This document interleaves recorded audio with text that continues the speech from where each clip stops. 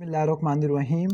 Today's topic of discussion is past paper MCQs of pharmacology endocrine pharmacology के हम MCQs को solve कर रहे थे। तो ये पार्ट 3 है। अगर आपने पार्ट 1 पार्ट 2 नहीं देखा तो आप उसको देख लेना। इस तरह से आपको तकरीबन एंडोक्राइनोलॉजी के पास्ट पेपर के MCQs कवर हो जाएंगे। हमने 101 तक कर लिया था, तो जो 100 वाला MCQ है ये हमारी बुक में से है ही नहीं। तो हम स्टार्ट करते हैं 99 से कि जो एंटी इन्फ्लेमेटरी एक्शन होता है कॉर्टिकोस्टेरॉइड का वो किस वजह से होता है। तो आपको पता होना चाहिए कि कॉर्टिकोस्टेरॉइड या स्पेसिफिकली इनको लिखना चाहिए था ग्लूकोकॉर्टिकॉइड। तो ग्लूकोकॉर्टिकॉइड के कितने एक्शन होते हैं? 4 एक्शन होते हैं, वैसे 5 एक्शन होते हैं। अदर इफेक्ट्स के अंदर ग्लूकोकॉर्टिकॉइड होते हैं, ये क्या करते हैं? ये डायूरेटिक होते हैं, यूरिनल एक्सक्रीशन करवाते हैं, वाटर लॉट के, इसके अलावा साइकोसिस और बिहेवियर को भी कंट्रोल करते हैं, गैस्ट्रिक एसिड की सिक्रेशन को भी बढ़ा देते हैं और रेजिस्टेंस को कम कर देते हैं अल्सर फॉर्मेशन के लिए। इसके अलावा पल्मोनरी डेवलपमेंट भी करवा देते हैं। एंटी इन्फ्लेमेटरी एक्शन के तो देख लेते हैं ये करते क्या है। ये फॉस्फोलाइपेज A2 को इनहिबिट कर देते हैं, साइक्लोऑक्सीजिनेस टाइप 2 के एनाने को डिक्रीज कर देते हैं। इसके अलावा इंटरल्यूकिन 2 हो गया, इंटरल्यूकिन 3 हो गया, इनके सिंथेसिस को कम कर देते हैं। इसके अलावा प्लेटलेट एक्टिवेटिंग फैक्टर इसको भी कम कर देते हैं। तो फिर ये किस तरह से एंटी इन्फ्लेमेटरी होते हैं? फॉस्फोलाइपेज A2 को साइक्लोऑक्सीजिनेस टाइप 2 को इनहिबिट करके, इंटरल्यूकिन 2 और 3 को कम करके, प्लेटलेट एक्टिवेटिंग फैक्टर को कम करके एंटी इन्फ्लेमेटरी होती है। इम्यूनोसप्रेसिव किस तरह से होते हैं कि ये सिर्फ न्यूट्रोफिल के काउंट को बढ़ाते हैं, बाकी सबके काउंट को कम कर देते हैं। तो ये लिम्फोटॉक्सिक होते हैं और ये हिमाटोलॉजिकल कैंसर के अंदर इस्तेमाल होते हैं, लेकिन ये ग्राफ्ट रिजेक्शन के अंदर इस्तेमाल नहीं हो सकते। कैटाबॉलिक इफेक्ट के अंदर ग्लूकोकॉर्टिकॉइड किस तरह से करते हैं? ग्लूकोकॉर्टिकॉइड मसल प्रोटीन की कैटाबॉलिज्म को बढ़ा देते हैं। इसके अलावा लिम्फाइड, कनेक्टिव टिश्यू, स्किन के कनेक्टिव टिश्यू की वास्टिंग करवा देते हैं। ग्लूकोकॉर्टिकॉइड का मेटाबॉलिक इफेक्ट क्या होता है? ग्लूकोकॉर्टिकॉइड ग्लूकोनियोजेनेसिस को बढ़ा देते हैं, ब्लड ग्लूकोज लेवल बढ़ जाता है, इस तरह से मसल प्रोटीन की कैटाबॉलिज्म करवा देते हैं, इंसुलिन की सिक्रेशन को बढ़ा देते हैं। लेकिन ये इंसुलिन की सिक्रेशन कंपनसेटरी होती है। ठीक हो गया। तो जो एंटी इन्फ्लेमेटरी एक्शन होता है वो ब्रेक डाउन ऑफ फॉस्फोलिपिड की वजह से होता है। तो आपको बता दिया था कि किस तरह से होता है। साइक्लोऑक्सीजिनेस टाइप 2 को कम करके, फॉस्फोलाइपेज 2 को इनहिबिट करके, क्योंकि फॉस्फोलाइपेज A2 ने क्या करना है? फॉस्फोलिपिड को ब्रेक डाउन करना होता है, कैराकिडोनिक एसिड को रिलीज करवाना होता है। इसके बाद all are side effect of steroids. Steroid कौन कौन से होते हैं? मिनरलोकॉर्टिकॉइड होते हैं, ग्लूकोकॉर्टिकॉइड होते हैं और एंड्रोजेंस होते हैं। ऑस्टियोपोरोसिस ये ग्लूकोकॉर्टिकॉइड करवाता है। हाइपरटेंशन आना चाहिए था यहाँ पे, हाइपोटेंशन नहीं, क्योंकि जो मिनरलोकॉर्टिकॉइड होती है वो ब्लड प्रेशर को बढ़ा देती है। डायबिटीज़ भी हो जाती है ग्लूकोकॉर्टिकॉइड की वजह से, फ्रेजाइल स्किन भी हो जाती है क्योंकि कोलेजन डिस्ट्रॉय हो जाता है। आगे all of the following are side effect of steroid. Osteomalacia, osteomalacia ने ऑस्टियोपोरोसिस आना चाहिए था। ऑस्टियोमलेशिया तो विटामिन डी की डेफिशिएंसी की वजह से होता है। बाकी हाइपरग्लाइसीमिया भी होता है, पेप्टिक अल्सर ग्लूकोकॉर्टिकॉइड की वजह से हो सकता है, इन्फेक्शन भी ज़्यादा हो सकते हैं। ठीक हो गया। इसके बाद है कि यार 96 ईयर ओल्ड टीबी की पेशेंट है जिसके अंदर एक्यूट एड्रीनल इंसफिशिएंसी है। तो जो ग्लूकोकॉर्टिकॉइड होते हैं वो 2 कंडीशन के लिए इस्तेमाल होते हैं। पहला एड्रीनल डिसऑर्डर, दूसरा non adrenal disorder. Adrenal disorder क्या क्या हो सकते हैं? एडिसन डिसीज हो सकता है, शॉक हो सकता है, इन्फेक्शन हो सकता है, ट्रॉमा के अंदर इस्तेमाल हो सकते हैं। इसके अलावा कॉन्जेनिटल एड्रीनल हाइपरप्लेजिया के अंदर भी इस्तेमाल होते हैं। नॉन एड्रीनल डिसऑर्डर कौन कौन से होते हैं? एस्थमा है, ऑर्गन ट्रांसप्लांटेशन है। ठीक हो गया, ऑर्गन ट्रांसप्लांटेशन होती है। और जो बेटा मैथासोन होता है ये प्री मेच्योर लेबर के अंदर दिया जाता है। ऐसी वुमन जिसके अंदर प्री मेच्योर लेबर सस्पेक्टेड है तो वहाँ पर पल्मोनरी डेवलपमेंट करवाई जाती है। एस्थमा में इस्तेमाल होती है ग्राफ्ट रिजेक्शन को प्रिवेंट करने के लिए। कोलाजन डिजीज के अंदर, रूमेटॉइड आर्थराइटिस के अंदर दी जाती है, हेमाटोलॉजिकल कैंसर के अंदर दिए जाते हैं, न्यूरोलॉजिकल डिसऑर्डर के अंदर दिए जाते हैं, कीमोथेरेपी इंड्यूस वॉमिटिंग के अंदर दिए जाते हैं, हाइपरकैल्सीमिया के अंदर, माउंटेन सिकनेस के अंदर दिए जाते हैं। जबकि बेटा मैथासोन की क्या स्पेशलाइज सिग्निफिकेंस है कि ये पल्मोनरी डेवलपमेंट करवा देती है। इनकी टॉक्सिटी भी काफ़ी ज़्यादा इंपॉर्टेंट है कि मेटाबॉलिक इफेक्ट करवा देती है, ग्रोथ को इनहिबिट कर देती है, डायबिटीज़ करवा देती है, मसल की वेस्टिंग करवा देती है, ऑस्टियोपोरोसिस करवा देती है। चूंकि इनके पास मिनरलोकॉर्टिकॉइड एक्टिविटी होती है तो ये साल्ट की रिटेंशन भी करवा देती है। चूंकि ये कोलाजन की फॉर्मेशन को कम कर देती है तो ये वुंड की हीलिंग को इम्पेयर कर देती है, सीएनएस पे जाके साइकोसिस करवा देती है। ठीक हो गया।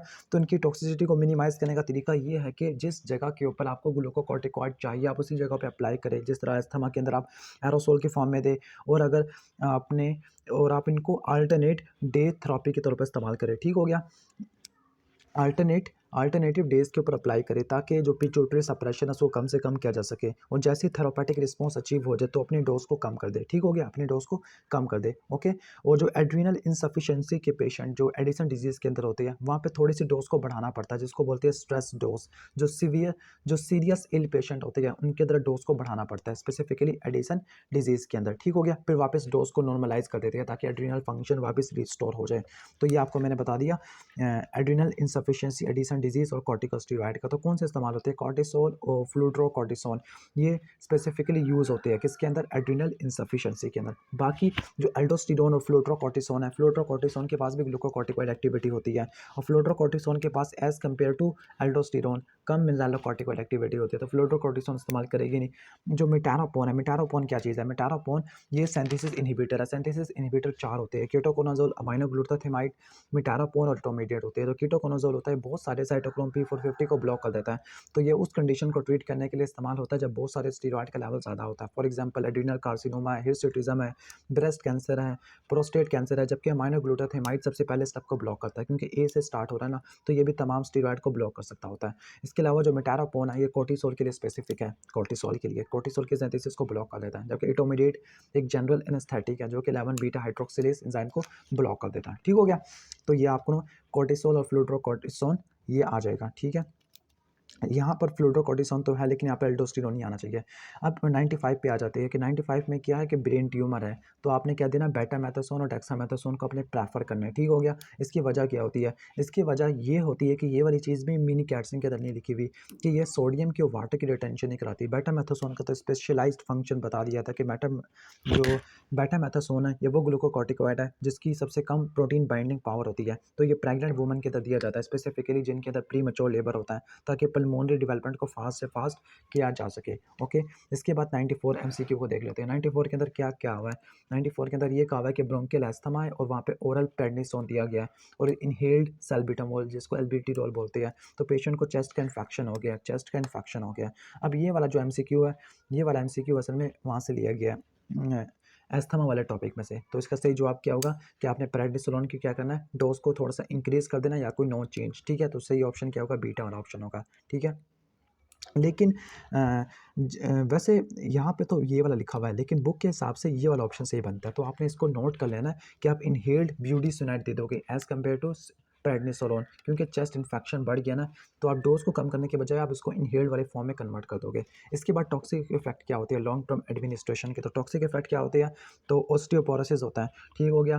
ल्यूपस लाइक सिंड्रोम ये नहीं होता, हेपेटोटॉक्सिटी ये भी नहीं होती, प्रिकॉशियस प्यूबर्टी ये भी नहीं होती। ओके, इसके बाद लिखा हुआ है कि in the treatment of congenital adrenal hyperplasia के 11 बीटा हाइड्रोक्सिलेज एंजाइम की डेफिशिएंसी की वजह से कंजेनिटल एड्रीनल हाइपरप्लेजिया हो गया है, तो हम यहाँ पर सिंथेटिक ग्लूकोकॉर्टिकॉइड क्यों देती है? ताकि एसीटीएच की सिक्रेशन कम से कम हो जाए, क्योंकि जो एसीटीएच होता है ये बार बार कोर्टिसोल को स्टिमुलेट करवाने की कोशिश करता है, लेकिन यहाँ से कोर्टिसोल प्रोड्यूस नहीं हो पा रहा क्योंकि एंजाइम ही नहीं है 11 बीटा हाइड्रोक्सिलेज। इसके बाद क्या लिखा हुआ है? इसके बाद लिखा हुआ है कि which of the following disorder is not aggravated by corticosteroid therapy? कौन सा नहीं होता? तो कंजेनिटल एड्रीनल हाइपरप्लेजिया। जबकि हाइपरटेंशन क्यों होगा? क्योंकि मिनरलोकॉर्टिकॉइड एक्टिविटी होती है। पेप्टिक अल्सर क्यों हो जाएगा? क्योंकि गैस्ट्रिक एसिड के सिक्रेशन को बढ़ा देती है। डायबिटीज मेलिटस क्यों हो जाएगा? क्योंकि ये हाइपरग्लाइसीमिया करवा के इंसुलिन के खिलाफ रेजिस्टेंस करवा देते हैं। तो आपने कॉर्टिकोस्टेरॉइड का वो रेजिमेंट सेलेक्ट करना है जिसकी मैक्सिमम एडवर्स इफेक्ट पोटेंशियल है। अब ये वाला भी मिनी के अंदर एज इट इज फॉर्म में नहीं दिया हुआ, तो आप इस एमसीक्यू को स्किप करें आप। ठीक हो गया? विच of the following steroid is preferred for high dose intravenous corticosteroid pulse therapy? तो कौन सा होता है? ठीक है, high dose intravenous corticosteroid pulse therapy के लिए तो उसका बेस्ट ऑप्शन क्या है? मिथाइल प्रेडनिसोलोन होता है। मिथाइल प्रेडनिसोलोन हाई पल्स के लिए दिया जाता होता है। ठीक हो गया? वैसे ये भी इतना इंपॉर्टेंट नहीं है तो उसको भी आप स्किप कर सकते हैं। जो हाइड्रोकोर्टिसोन है ये कोर्टिसोल का दूसरा नाम है, तो ये करता क्या? हाइड्रोकोर्टिसोन ये एंटी इन्फ्लेमेटरी एक्शन है इसके पास। किस तरह से? कि एक प्रोटीन है कि कोई शॉप प्रोटीन तो हो नहीं सकती, इनहिबिन भी नहीं है, ट्रांसकोटिन भी नहीं है। ठीक है, किस प्रोटीन को इंड्यूस करता है? तो वह लाइपोकोटीन है। सिर्फ आपने लाइपोकोटीन को याद रख लेना है। इसके बाद 87 है कि जो प्रेडनिसोलोन है सबसे ज़्यादा पावरफुल एंटी इन्फ्लेमेटरी एजेंट होता है। अब ये करता क्या है? ये 5 फॉस्फोलाइपेज ए और साइक्लोऑक्सीजिनेज टाइप 2 दोनों को ब्लॉक करता है। इसके अलावा इंटरल्यूकिन 2 इंटरल्यूकिन 3 इनके सिंथेसिस को भी ब्लॉक कर देता है। ठीक हो गया?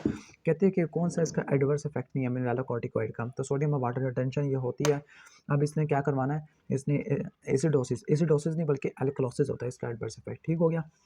इसके बाद है एल्डोस्टेरोन सोडियम की रिटेंशन करवाता है, तो सोडियम रिटेनिंग इफेक्ट किस पार्ट पे एक्सर्टेड होता है? तो वो डिस्टल कन्वोल्यूटिव ट्यूब्यूल में होता है असल में, या कलेक्टिंग डक्ट आप बोल सकते हैं। ग्लूकोकॉर्टिकॉइड किस में ज़्यादा यूजफुल होते हैं? In the treatment of chemotherapy induce vomiting इधर इस्तेमाल होती है। अब वो कौन सी ड्रग है जो एडिशन डिजीज करवा सकती है? एड्रीनल इंसफिशिएंसी करवा सकती है। ठीक है, तो अब इन सब को देख लेते हैं। जो कीटाकोनाज़ोल था, कीटाकोनाज़ोल बहुत सारे स्टेप्स को ब्लॉक कर देती है। इसके अलावा ये बहुत सारे स्टेप्स को ब्लॉक करने के बाद क्या करती है, सारे के सारे स्टेरॉइड के सिंथेसिस को ब्लॉक कर देती है। तो एक तो ये होगा। साइक्लोस्पोरिन और ग्लूकोकॉर्टिकॉइड ये इस्तेमाल नहीं हो सकते। अमाइनो ग्लूटाथामाइड सबसे पहले स्टेप को ब्लॉक करता है। इंटरमीडिएट 11 बीटा हाइड्रॉक्सिलेज को, जबकि मिटारोफोन होती है, ये कोर्टिसोल वाले एंजाइम को ब्लॉक कर देती है। अब जो 82 है कि ग्लूकोकॉर्टिकॉइड एंटी इन्फ्लेमेटरी होते हैं। किस तरह से कि एंटी इन्फ्लेमेटरी होती है लाइपोकोर्टिन, या एमसीक्यू पहले भी आ चुका, लाइपोकोर्टिन है। अब आप में से बहुत सारे पूछ रहे हो कि लाइपोकोर्टिन होता क्या है, तो लाइपोकोर्टिन बिल्कुल वैसे ही है जिस तरह साइक्लिक एमपी होता है ग्लूकागोन के लिए। तो ये ग्लूकोकॉर्टिकॉइड के लिए सेकंड मैसेंजर के तौर पे काम आता है, जिसने असल में एंटी इन्फ्लेमेशन करवानी है। ठीक हो गया। तो लाइपोकोर्टिन आप इसको अपनी किताब के ऊपर लिख लेना, क्योंकि मीनिंग के अंदर ये बात नहीं लिखी हुई। इसके बाद दोबारा स्टीरॉइड की बात होती है कि सारे के सारे स्टीरॉइड के फंक्शन ठीक है। पहला कि inhibit the release of arachidonic acid, दूसरा bind to the plasma membrane receptor. इनके रिसेप्टर प्लाज्मा मेम्ब्रेन नहीं बल्कि साइटोसोलिक रिसेप्टर्स होते हैं। इसके बाद नेक्स्ट देखते हैं एटीएमसीक्यू, which of the following is true of adrenal suppression due to steroid therapy. ठीक हो गया। स्टीरॉयड थेरेपी कहती है कि किस में एड्रीनल सप्रेशन होगा, तो अगर हम इनहेल्ड फॉर्म में लेंगे तो इनहेल्ड फॉर्म में रिलेटिवली कम होता है। ठीक हो गया। या आप उससे अल्टरनेटिव फॉर्म में लोगे तब भी काफ़ी ज़्यादा कम हो जाएगा। इसके बाद है कि स्टीरॉइड्स इन फॉलोइंग कंडीशन के अंदर इस्तेमाल करते हैं सिवाय एक के, तो पेरिकार्डिटिस के अंदर, क्योंकि इसमें इन्फ्लेमेशन हो रही है, एड्रीनल इन्वॉल्वमेंट हो रही है, यानी एड्रीनल इनसफिशिएंसी एडिशन है, मेनिंजाइटिस वंस अगेन इन्फ्लेमेशन है, लेकिन इलियोसिकल ट्यूबरक्लोसिस के अंदर इस्तेमाल नहीं करते। इसके बाद most important topical corticosteroid. Topical तो कौन सा होता है, बेटामेथासोन होता है। बेटामेथासोन का एक और स्पेशलाइज्ड फंक्शन था कि पल्मोनरी डेवलपमेंट को फास्ट कर देना। अब कंसंट्रेशन सबकी सेम है, तो कौन सा सबसे ज़्यादा इंपॉर्टेंट होता है, तो वो ऑइंटमेंट सबसे ज़्यादा इंपॉर्टेंट होता है। तो इस वाला एमसीक्यू भी, ये भी आउट ऑफ सिलेबस है, तो आप इसको लिख लीजिएगा अपनी किताब के ऊपर। अब कौन सा इंडिकेशन होती है कॉर्टिकोस्टेरॉइड के लिए, ठीक है। साइकोसिस तो उसका साइड इफेक्ट होता है। तो पहला है लोफलर सिंड्रोम। अब लोफलर सिंड्रोम होता क्या है, ओके। तो लोफलर सिंड्रोम क्या होता है कि असल में लंग्स के अंदर पैरासिटिक इन्फेक्शन हो जाता है, स्पेसिफिकली स्ट्रेंगोलाइट्स का, तो इसकी वजह से इन्फ्लेमेशन होती है, तो उसको लोफलर सिंड्रोम बोलते हैं, तो इसके अंदर इस्तेमाल होता है। ठीक हो गया। इसके बाद है कि हाइपर एल्डोस्टेरोनिज्म सब करवा देगा सिवाय एक के। अब इसने हाइपोक्लीमिया करवा देनी है, लेकिन इसने मेटाबॉलिक एल्कलोसिस करवा देनी है, क्योंकि जब एसिड लॉस हो जाएगी ना यूरिन के अंदर, तो एल्कलोसिस हो जाएगा। इसके बाद मेलानोकॉर्टिकॉइड रिसेप्टर हर जगह पे मौजूद होती है सिवाय एक के, तो वह लीवर के ऊपर मौजूद नहीं होती, ब्रेन के ऊपर भी होते हैं, कोलन के ऊपर भी होते हैं, किडनी के ऊपर भी होते हैं। कोलन के ऊपर और किडनी के ऊपर उन्होंने रीअब्सॉर्प्शन करानी है, और हिपोकैम्पस के ऊपर इनका थोड़ा बिहेवियर फंक्शन भी होता है। ठीक है, बिहेवियर को भी कंट्रोल करते हैं। इसके बाद 73 the drug of choice for pregnant female, कि जिसके अंदर कंजेनिटल एड्रिनल हाइपरप्लेजिया है, तो वो कौन सी यूज़ करेगी, डेक्सामेथासोन इंपॉर्टेंट होती है। ठीक है, कंजेनिटल एड्रिनल हाइपरप्लेजिया के लिए प्रेग्नेंट के अंदर इस्तेमाल करते हैं। तो यहाँ तक तो कुछ एमसीक्यूज थे ग्लूकोकॉर्टिकॉइड के। अब इसके बाद जो नेक्स्ट वीडियो के अंदर हम इंसुलिन वाले एमसीक्यू को स्टार्ट करेंगे। तो अगर आपको ये वीडियो अच्छी लगी हो तो उसको लाइक करना, और चैनल पर नहीं हो तो सब्सक्राइब करना। Thanks for watching this video. Allah हाफिज़।